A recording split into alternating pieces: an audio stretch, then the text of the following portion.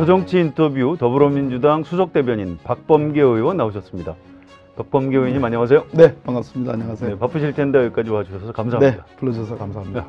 자, 이승준 기자가 박범계 의원 어떤 정치인이신지 좀 소개를 해주시기 바랍니다. 네, 판사 출신 정치인으로 참여정부에서 민정비서관, 법무비서관을 역임하셨습니다. 19대 총선 대전 서구을에서 당선되셔서 국회에 입성하셨고요. 20대 재선에 성공하셨습니다. 민주당에서 법조 전문성을 바탕으로 의정활동을 하셨고요. 또 그 최고위원으로 선출돼서 지도부 경험도 있으십니다. 그리고 이명박 전 대통령의 BBK 의혹이나 제2롯데월드 특혜 의혹에 대해서 꾸준히 문제 제기를 하고 계시고요. 현재 더불어민주당 수석대변인을 맡고 계십니다. 예, 노무현 정부 청와대에서 일을 하셨는데요. 예. 노무현 정부하고 문재인 정부가 뭐 비슷한 것 같기도 하고 좀 다른 것 같기도 한데 뭐 좀 느낌이 어떠십니까? 동적 정적 뭐 약간 두 분 대통령님이 철학 거의 흡사하신 것 같고요. 근데 이제 노무현 대통령님은 아무래도 좀 동적이신 분이었고 네. 먼저 결론을 내놓고 이렇게 문재인 대통령님은 이렇게 보면 그 귀납적인 그런 프로세스를 절차를 굉장히 중시하고 그런 것 같고 또 상당히 정밀해졌죠. 네. 그런 측면이 상당히 업그레이드 됐다고 저는 이렇게 평가를 합니다. 정권을 놓쳤다가 다시 잡으니까 좋으시죠? 놓쳤다, 뺏겼다. 국민들이 이게 뭐 찾게 해주셨죠. 예, 네, 감사드립니다. 네, 그렇습니다. 자, 지방선거 앞두고 있는데요. 예. 중요한 당직 맡고 계시고 여러 가지 예. 궁금증이 좀 있습니다. 자, 문재인 대통령 국정수행 지지도가 높고요. 또 지금 네. 더불어민주당 정당 지지도는 야당의 3배 이상 예. 굉장히 높게 유지하고 있습니다. 이런 상황이면 지방선거 거의 다 싹쓸이하는 것 아니냐 이런 전망도 가능한데 어떻게 보십니까? 저는 그 선거가 제가 이제 선거를 여러 번 치러봤거든요. 당선은 이제 19대, 20대 이제 2번 국회의원 지금 재선하고 있지만 실제는 제가 선거 경험은 2004년도에 경선에서 떨어지고 2008년에 본선에서 떨어지고 그 사이에 또 보궐선거도 있었어요. 네. 그래서 한 5번 정도의 선거 경험이 있는데 모든 선거는 다 어려운 것 같습니다. 그렇군요. 그래서 절대적으로 일방적으로 치러지는 선거는 없는 것 같고요.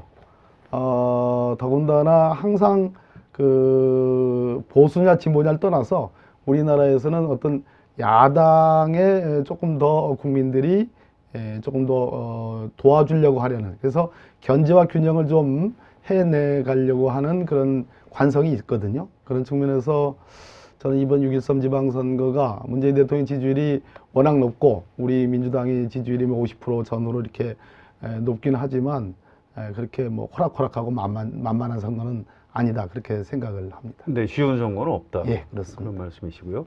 자, 국민들이 야당에 대해서 이런 생각들을 하는 것 같습니다. 자유한국당은 이른바 좀 정통 보수, 정통 야당이고요. 또 바른미래당은 어떤 과연 대안 보수 세력으로서 지금 자유민주당을 대체할 수 있는 정당이 될 수 있겠느냐 없겠느냐 뭐 이런 관점에서 보고 있는 것 같은데요. 자, 여당 의원 입장에서 이 두 정당 중에 어느 쪽이 좀 더 위협적이라고 생각합니까? 지금 우리 성화영 선배님이 이제 자유한국당을 정통 보수, 그리고 바른미래당을 이제 뭐 새로운 어떤 네, 대안보수. 대안보수. 네. 그런데 분명한 것은 정통 보수라기보다는 그냥 그 아주 보수 우익적인 네. 그런 입장에 충실하려고 하고 있고, 최근의 모습을 보면 더 오히려 심해지고 있죠. 생존을 위해서라는 차원으로 보여지는데 더 심해지는 것 같고요. 네. 그런 면에서 이제 정통이라는 표현은 조금 한국의 보수가 그래도 괜찮을 때가 좀 있었는데 그렇습니다. 그거보다 못해졌다는 측면에서 좀 그런 것 같고, 바른미래당은 무슨 뭐 대안보수니 무슨 개혁적 보수니 그런 얘기를 붙이기에는 차마 아직은 민망한 수준의 자기 정체성을 아직 보여주고 있지 못하다. 저는 그렇게 평가를 합니다. 너무 짜게 평가를 할지 모르겠습니다. 네, 괜찮습니다. 자, 서울시장 선거가 아무래도 예. 관심인데요. 이제 민주당에서 세 분이 경선을 앞두고 있습니다. 예. 박영선, 박원순, 우상호, 이거 이제 가나다 순입니다. 아, 그렇군요. 굉장히 예민하니까요. 자, 이 세 분 중에 누가 후보가 돼도 서울시장, 현재 여론조사는 많이 이기는 걸로 나오는데요. 민주당의 승리는 확신을 하고 계시는지요? 서울시장 선거 확신합니다. 네. 그것은, 왜 그렇게 보시죠? 현재의 박원순 시장님이나 박영선 의원님이나 우상호 의원님의 경쟁력을 떠나서 제가 아까 말씀드렸듯이 지금 자유한국당의 김문수 후보님이나 네. 또 바른미래당의 안철수 후보님이나 제가 보기에는 적어도 촛불 시민혁명을 겪고 나서의 지금 현재 우리 주권자인 국민들이 생각하는 보수적인 국민이든 진보적인 국민이든 생각하는 한국 사회의 지향과 관련해서 적어도 김문수 후보님이나 안철수 후보님은 크게 어필할 수 있는 가점 요소들이 크지 않다고 봅니다. 네, 그런 측면에서 상대적으로 박원순, 박영선, 우상호 후보들은 그래도 뭐 완전하진 않지만 거기에 상당한 어필할 수 있는 어떤 자격과 조건을 갖추고 있는 거 아닌가. 저희 자당 후보기 때문에 그렇게 일방적으로 말씀드리는 건 아니고요. 네, 알겠습니다. 네. 자, 조선일보에서 칼럼으로 네네. 김문수 또는 안철수 둘 중에 한 후보가 마지막에 결단을 해서 사퇴를 해야 네. 이른바 그 좌파 정부인 민주당의 승리를 안겨주지 않을 수가 있다. 그래서 단일화를 해야 된다. 또는 어느 한쪽이 사퇴를 해야 된다. 이제 이런 주장을 하고 있습니다. 어쨌든 결과적으로든 아니면 협상에 의해서든 야권 후보 단일화의 그 가능성에 대해서 전망을 어떻게 하고 계십니까? 야권 후보 단일화라는 그 어떤 용어와 프레임은 전통적으로 한국 사회의 진보 개혁 진영이 그렇습니다. 특히 민주주의를 희구하는 진보 개혁 진영의 오랜 동안의 그 어떤 거대 보수 집권 카르텔을 깨기 위한 굉장히 중요한 그 프레임이었습니다. 그런데 지금 그 뭐 자유한국당과 바른미래당이 연대를 하는 것은 제가 보기에는 거기에 뭐 야권 연대라는 그 아름다운 명칭을 저는 부여하는 것은 옳지 않다 네. 하는 생각이 들고요. 그거보다는 오로지 국민들로부터 굉장히 지지를 받고 있는 더불어민주당에 대한 대항 세력으로서의 어떤 그 보수 연대, 뭐 그게 더 옳지 않는가, 그런 표현이 더 맞지 않는가 하는 생각이 들고요. 그러나 그럼에도 불구하고 또 조선일보는 뭐 지난 대통령 선거 때도 공공연하게 유권자가 표심으로써 뭐 소위 야권 단일화를 이루어줘야 된다. 뭐 그런 어떤 제가 보기에는 약간의 선전성 네. 그런 그 주장도 하긴 했습니다만은 충분히 이 단일화 가능성은 있다고 봅니다. 마지막에는. 그런데 제가 대전 시당위원장을 하고 있지 않습니까? 네. 근데 대전 시당위원장으로서 이제 여론조사를 이렇게 정례적으로 비공개적으로 하고 있는데 놀라운 그런 그 흐름들이 있습니다. 그러니까 4당 구조, 5당 구조 혹은 3당 구조에서 후보들을 넣고 여론조사를 하는 경우와 소위 더불어민주당이 아주 이제 더불어민주당이 아주 굉장히 지금 후보가 지금 강하지 않습니까? 그렇죠. 국민 지지가. 네. 그래서 더불어민주당 대 어떤 그 나머지 자유한국당의 후보라든지 유력한 후보를 1대1 구도로 놓고 여론조사를 하면 오히려 더 좋아지는 그런 흐름들이 있습니다. 더불어민주당에는. 왜 그럴까요? 이것은 제가 보기에는 제가 뭐 아까 우리 이제 대화의 모두에 제가 말씀드렸듯이 지금 2017년 작년에 5월 10일에 문재인 대통령 정부가 출범한 것은 사실은 뭐 문재인 대통령의 개인기도 아니고 더불어민주당의 어떤 집단적인 무슨 장기자랑의 그것이 성공했기도 해서도 아니고 그것은 정말 박근혜의 4년 동안에 점철됐던 국정농단을 말 그대로 국민들의 힘으로 촛불 민심의 힘으로 헌법과 법률이 정한 절차에 의해서 권좌에서 끌어내렸지 않습니까? 그리고 권리선거가 치러졌고요. 그럼으로써 우리 국민들이 우리는 평화롭게 피를 흘리지 않고서도 민주주의를 만들어낼 수 있고 국민 주권주의를 실현할 수 있다는 어떤 경험을 하게 됐다는 겁니다. 네. 그런 경험을 통해서 훨씬 그 과거의 여론조사를 해보면 보수 대 진보의 지형이 보수가 한 10% 정도 높았고 진보가 한 10% 정도 낮았는데 지금은 그것이 역전화된 현상이 있거든요. 상당히 좋은 지표 중에는 무려 한 45%가량이 자신을 진보로 생각한다라는 그런 국민들의 답변도 있습니다. 그런 측면에서 적어도 이 촛불 정부라고 할 수 있는 문재인 정부의 성공을 바라는 국민 여망이 저는 굉장히 단단하게 있다라고 저는 평가를 합니다. 그러니까, 그런 이유 때문에 제가 네, 말씀드립니다. 아직도 촛불혁명은 진행 중이고 예. 따라서 이른바 야권 후보 단일화가 되더라도 국민들이 동의하지 않을 것이다. 그래서 제가 아까 보수연대라는 말씀을 네, 보수연대. 예, 좋습니다. 아. 저도 용어를 좀 바꿔야 되겠네요. 보수연대를 하더라도 예. 국민들이 인정하지 않을 것이다. 그렇습니다. 이렇게 보시는군요. 예. 알겠습니다. 자, 경기도 얘기를 좀 이거 어려운 질문. 어렵죠? 자, 남경필 지사가 이제 자유한국당 후보로 나오는데요. 이쪽 민주당에서는 양기대, 이재명, 전해철 이것도 가나다 순입니다. 그렇습니까? 네, 이 세 분이 이제 경선을 지금 하고 있는데, 자, 본선에서 승산 어떻게 보십니까? 역시 마찬가지라고 봅니다. 그 여론조사 공식적이든 이제 언론사 여론조사든 저희 민주정책연구원에서 민주당 산하 이제 연구기관인 민주정책연구원에서 하는 비공식적 대외비 여론조사도 저는 접하는 사람 중에 하나인데요. 네. 전체적으로 그것을 다 이렇게 종합해서 보면 아주 뚜렷한 특징이 하나 있습니다. 그러니까 대구, 경북을 제외하고는 네. 전국적으로 다 고르게 나온다는 거. 그리고 후보 간 편차가 크지 않다는 거.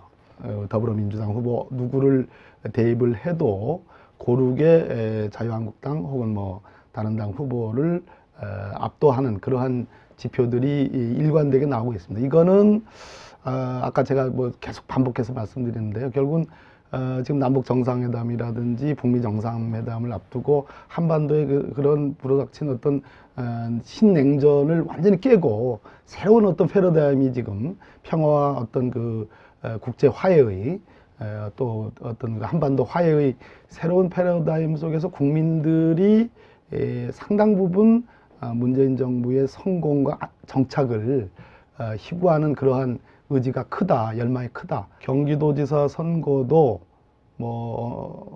대체로 저는 낙관적으로 이렇게 평가를 하고 있습니다. 네, 인천도 마찬가지로 현직 시장은 자유한국당이고요. 거기에 도전을 하고 있는 김교훈, 박남춘, 홍미영 네. 이 세 분이 지금 경선하고 있는데요. 여기도 경기도하고 마찬가지로 봐야 되겠죠. 예, 아까 제가 말씀드렸듯이 전국적으로 고르게 이렇게 나오는 것 같습니다. 알겠습니다. 예. 이성준 기자 좀 이어주실까요? 좀 이제 아래로 좀 내려가겠습니다. 예, 예. 대전 충남북인데요. 이제 안희정 지사 사건으로 조금 예. 충청 민심이 흔들릴 수도 있다 아니면 아니다 이런 얘기도 많은데요. 이 대전 충남북 선거 전망은 좀 어떻게 보고 계세요? 이제 제가 살고 있는 충청도로 왔으니까 좀 호흡을 좀 천천히 하면서 말씀을 그러시죠. 드려야 되겠네요. 충청도에 계시는 충청인들이 느끼는 안희정 지사의 사건에 대해서 느끼는 정서는 이렇습니다. 실망감이 물론 있는데 크죠. 엄청난 실망. 근데 그거보다는 굉장한 그 공허함, 상실감을 지금 갖고 있다는 겁니다. 그러니까 안희정 지사에 대한 충청인들의 기대와 바람은 생각보다 컸었습니다. 근데 그것이 지난 대통령 선거 경선 과정에서 그럼 왜 그 바람이 강하게 대전과 충북으로 상륙하지 않았느냐. 그것은 상대적으로 문재인 후보가 갖고 있는 안정감, 국정에 대한 경험, 이런 바람들이 결국은 그 바람을 차단한 거거든요. 그런데 이제 문재인 대통령이 되고 나서의 그 안희정 지사에 대한 기대는 생각보다 컸었습니다. 지금 이 사태를 겪고 나서 보니까 더욱 느끼는데요. 그런 측면에서 지금 안 지사의 사건이 대전 충남북에 미치는 영향은 저는 크지 않다고 봅니다. 실제로 문재인 정부 혹은 민주당에 대한 지지와 안 지사 사건에 대한 비판, 상실감, 거기에 대한 여러 가지 문제의식 이런 것을 분리해서 보는 경향이 뚜렷하고요. 그런 측면에서 지금 뭐 더불어민주당의 충남지사 후보들 또 대전시장 후보들이 말 그대로 열심히만 한다면 저는 뭐 다른 지역과 지표에 큰 차이 없이 저는 이길 수 있을 거라고 그렇게 생각을 합니다. 네, 근데 뭐 또 자유한국당에서는 이인재 전 의원을 이렇게 공천을 했는데요. 실제로 좀 뭔가 영향력을 끼칠까요? 아니면은 뭐 저기 정말 올드보이인 건지 어떻게 좀 보시나요? 제가 충남 대전 문제 없습니다라고 평가하는 이유 중에 두 번째로 큰 이유는 대전시장 후보도 그렇고 자유한국당에 네. 또 충남의 뭐 이인재 후보도 네. 그렇고 두 분 다 충청인들이 느끼기에는 새로운 인물들이 아니라는 겁니다. 뭐 그분들 보고 제가 흘러간 물이라 이렇게 좀 평가하고 싶지는 않습니다만은 만약에 안지사 사건을 일종의 자유한국당이 반면교사로 삼아서 정말로 신선하고 어필할 수 있는 경력의 소유자를 발굴해서 냈다면 그건 알 수 없는 선거가 됐을 겁니다. 그러나 지금 국민들이 적어도 한국 사회의 투명성에 대한 청렴성에 대한 바람이 크잖아요. 그런 측면에서 뭐 그분들이 뭐 도덕적으로 문제가 있다라는 그런 것보다는 어떤 유권자들이 느끼기에 어떤 청량감 있는 신선한 후보라는 관점에서는 역시 아니지 않느냐. 반대로 저희 충남 후보들 또 대전 후보들의 어떤 상대적인 그 청량감은 저는 있다 이렇게 봅니다. 네, 그리고 이제 더 밑으로 내려가서 부산, 울산, 경남 예, 예, 얘기인데요. 어쨌든 부산, 울산, 경남이 1990년 3당했던 이전에는 민주개혁 세력들이 있었던 거고, 예. 네. 그래서 만약에 이번 이기면 예전에 어떤 지형을 회복할 수 있다. 사실 네, 민주당에서도 예. 엄청 공을 들인다는 얘기가 들리긴 합니다. 예, 예. 근데 상대 자유한국당 쪽에서 김태호 전 경남지사를 다시 공천했는데 김경수 의원과 후보와 어떻게 좀 경쟁력이 있다고 보세요? 김경수 의원 같은 경우. 김경수 의원만이 갖고 있는 경쟁력이 독보적으로 있죠. 그러니까 경남 역시 부산, 경남, 울산, 불경 역시 마찬가지로 전체적으로 제가 파악하는 선거구도에서 예외가 일 수 없고요. 그렇기 때문에 문재인 대통령의 리더십이 굳건하게 유지되느냐가 결국은 이번 지방선거의 가장 큰 핵심이라고 저는 봅니다. 근데 또 문재인 대통령 생각하면 지금 경남지사 후보로 나가고 있는 김경수 의원의 상징성이 매우 크죠. 그런 측면에서 저는 굉장히 좋은 성적을 김경수 의원이 낼 거다라는 생각이 드는데요. 그러나 다만 한 가지 김태호 전 그 지사가 갖고 있는 어떤 경남에서의 독특한 자기 세계들, 자기 구축된 자기 라인들은 경계해야 될 지점이라고는 봅니다. 네. 네. 그리고 이제 지방선거에서 상대해야 될 자유한국당과 바른미래당의 얼굴들에 대해서 좀 여쭤볼게요. 네. 굉장히 오늘 네. 자유한국당은 홍준표 대표가 어쨌든 이제 간판인 건데요. 12일, 오늘 이제 12일 예. 당내 중진 의원들 사이에서도 홍준표 잠수타라 뭐 이런 얘기까지 네. 흘러나왔고요. 또 이 민주당이나 이쪽 여당 쪽에서는 문재인 정부의 도움이다라는 평가까지 하고 있습니다. 근데 좀 어떻게 평가하고 계시나요? 홍준표 대표의 본인은 아니라고 얘기하지만 그 막말 시리즈는 한국 사회의 중도 보수, 건전한 중간계층 국민들에게 굉장히 그것은 마이너스로 작용하는 게 틀림없고 그것이 민주당이나 우리 문재인 대통령한테 도움이 되는 측면이 분명히 있는 건 틀림없습니다. 더군다나 이념 선거 이번 6.13 지방선거를 거의 오늘자로 거의 이념 선거로 규정을 하고 있고 뭐 주사파니 그러니까 차마 뭐 김일성 주의니 뭐 사실은 저거 다 걸면 걸 수도 있는 네. 법적으로도 그런 막말을 하고 계신데 저는 그것을 보면서 6.13 지방선거에서 선거 승리를 목표로 하는 것이 아니구나 하는 느낌을 지울 수가 없습니다. 그거보다는 한국 사회의 촛불혁명을 거침에도 불구하고 변하지 않는 탄탄한 콘크리트 절대 보수들이 있지 않습니까?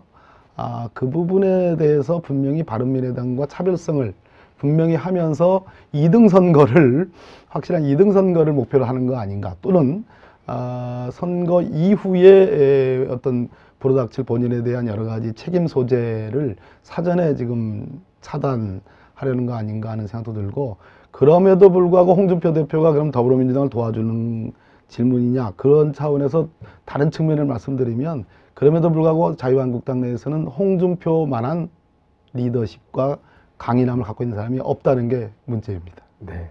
그 이제 바른미래당의 경우에는 어쨌든 이번 지방선거에서 자유한국당을 조금이라도 대체할 수 있는 뭐 기점을 만들려고 하는 거잖아요. 예, 이게 그렇습니다. 실제로 그렇게 될 수 있을지, 그리고 예. 지금 얼굴인 안철수 서울시장 후보가 예.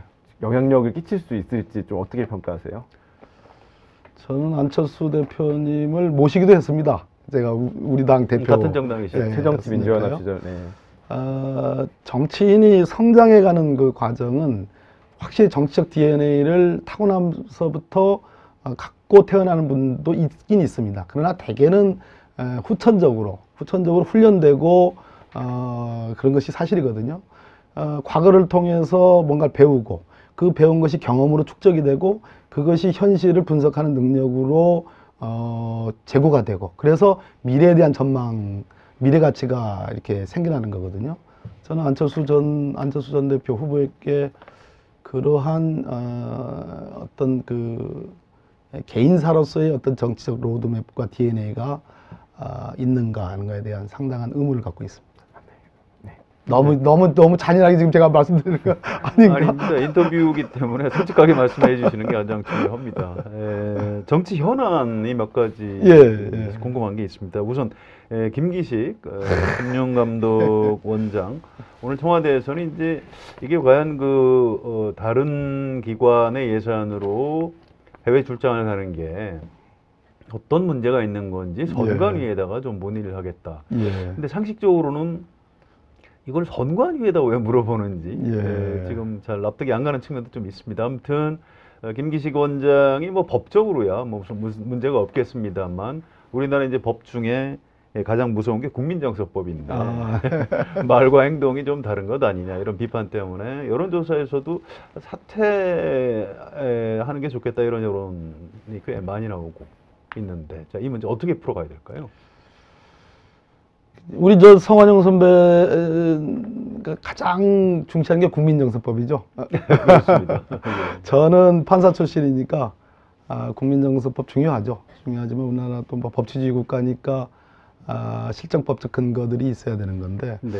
지금 선거 혹은 정당과 관련된 유권 해석을 1차적으로 할 수 있는 기관은 중앙선관위가 맞습니다. 그렇군요. 예, 맞고 4가지 질문을 했거든요. 근데 혹시 또 우리 독자 여러분들이 보시기에 조금 뭐 이렇게 고개를 갸우뚱할 수도 있겠다 하는 설명을 좀 생각도 해주시죠. 드는데요. 예. 일단 4가지 질문에 이제 뭐 예를 들어서 피감기관 돈으로 해외 이제 나가는 경우, 또 뭐 참모 보좌진을 데리고 가는 경우, 또 가서 관광을 하는 경우, 뭐 이런 하나 제가 생각이 안 나는데, 이 4가지 질문을 하면서 그것이 적법한지 여부를 이렇게 물었거든요. 그렇습니다. 전 그걸 보면서 문재인 대통령 정부답다 하는 생각을 가졌습니다. 그러니까 일단 적법성 여부를 물은 것이 눈에 들어왔고요. 네. 물론 이제 중앙선관위가 타당성 여부까지 판단하는 기관은 아니겠습니까? 그렇죠. 그래서 적법성 여부를 묻는 것은 지극히 맞고, 이제 언론에 물론 자유한국당의 대대적인 공세와 그를 함께 이제 결부되면서 김기식 금감원장에 대한 이제 비난이 연일 보도되고 있는데, 그렇다 하더라도 아마 문재인 대통령께서, 저는 뭐 확인된 건 아니지만, 네. 그럼 언론에 이러한 문제 제기가 있다면, 그 중에는 뭐 아닌 부분도 있고요, 또 그렇습니다. 맞는 부분도 있고, 예, 섞여 있죠. 예, 섞여 있는데, 그렇다고 해서 정무적 판단에 의해서 그 중요한 자리를 이렇게 뭐 내려놓게 한다든지 또는 유지하게 한다든지라는, 그것은 아마 마땅치 않게 생각하셨을 가능성이 있다. 그래서 뭔가 판단을 하려면 거기에 대한 근거는 있어야 되는 거 아니냐. 왜 그런 거 아니? 뭐 저 자신부터 그런 문제 제기를 했습니다만, 국회에 300명 가까운 국회의원들 역대를 놓고 보면 상임위마다 다 다르고, 또 국회의원 개개인의 본인이 느끼는 어떤 체감, 본인이 느끼는 수용 태도, 현실, 조건 이런 것들이 다 다릅니다. 그래서 이 해외 외국을 방문해서 무엇을 하며 보좌진을 어떻게 대동하며 혼자 가느냐, 또 가서 뭘 하느냐, 또 관광을 어떻게 하느냐 이런 것들은 너무나 천차만별이기 때문에 차제의 어떤 기준과 원칙을 정할 필요가 있다. 아마 대통령께서는 그걸 느꼈을 가능성이 더 있다고 보고요. 다만 이러한 중앙선관위에 대한 청와대의 비서실장 명의의 이러한 어떤 질의는 네. 당사자인 김기식 금감원장으로서는 굉장히 부담을 느낄 수 있는 국면은 맞다. 저는 그렇게 생각을 합니다. 그렇군요. 아무튼 문재인 대통령이 어떤 법적 판단을 하는 분이지 정무적 판단에 의해서 김기식 원장의 거취를 결정하지는 않을 것이다. 이렇게 보시는 거네요. 저는 그렇게 보고 있습니다. 네. 뭐 대통령께 제가 직접 듣거나 청와대 주요 참모로부터 들은 얘기는 아니지만 제가 네. 오랫동안 모셔봤기 때문에 그렇습니다. 느끼는 그런. 다른 사람보다 이제 박범계 의원님이 그렇게 말씀하시니까 그렇겠구나 싶은 생각이 좀 듭니다. 예, 또 이제 개헌 이슈가 있는데 네네. 6.13 지방선거 때 개헌 국민투표 같이 하는 거는 지금 거의 어려워진 것 같고요. 제 궁금증은 올해 안에 과연 개헌이 되긴 될 것인가 이런 부분입니다. 어떻게 보십니까? 제가 그 개헌의 내용보다 개헌의 시기가 중요하다는 것을 누구보다도 여러 차례 강조를 드렸는데요. 네. 6.13 지방선거 동시개헌은 모든 여야 대선 주자들, 지금 대표로 계신 분들의 합의사항이고 국민에 대한 약속이었습니다. 그렇습니다. 또 하나는 왜 그럴 수밖에 없었냐 하면은 6.13 지방선거에 이걸 같이 붙이지 않으면 개헌하기가 쉽지 않다라는 그런 문제의식 때문이었습니다. 저는 6.13 지방선거가 만약 개헌이 안 되면 거꾸로 지금 전망으로 여당의 지방선거 승리 이후에 야당, 특히 자유한국당이 개헌이라는 이슈를 일종의 정무적, 공세적 차원의 어떤 그 소재로 저는 활용되거나 어떤 남용될 소지도 있다. 역대 개헌이라는 이슈는 항상 국정을 좀 소란케 하고 혼란케 만드는 블랙홀과 같은 역할들을 해왔습니다. 그래서 현직 대통령으로서는 다루기가 사실은 껄끄러운 과제입니다. 그럼에도 불구하고 합의를 했으니까 또 합의가 된 마당에 문재인 대통령 입장에서는 그렇다면 진짜 당신이 생각하는 한국 사회의 30년의 어떤 그 이정표, 어떤 진짜 중요한 비전을 제대로 담자 하는 차원에서 저는 이번 개헌을 준비했다고 보거든요. 네. 그런데 지방선거 끝난 뒤에는 저는 쉽지 않은 어려울 것이다. 과제고 결국은 총선으로 결국 가지 않겠냐 하는 생각이 듭니다. 그렇군요. 알겠습니다. 자, 또 한 가지 현안 중에 사법개혁특별위원 국회 설치되어 있고요. 거기 위원으로 활동하고 그렇습니다. 간사하고 있습니다. 어쨌든 국민들이 보기에는 공수처를 꼭 만들어야 될 것 같고요. 검경 수사권 조정도 해야 될 것 같은데 잘 안 되고 있는 것 같습니다. 이건 그냥 단순하게 자유한국당을 비난하는 수준을 넘어서서 자, 과연 이 사법개혁 이 부분을 어떻게 풀어가야 되는지에 대한 궁금증이 있습니다. 한 말씀 해주시죠.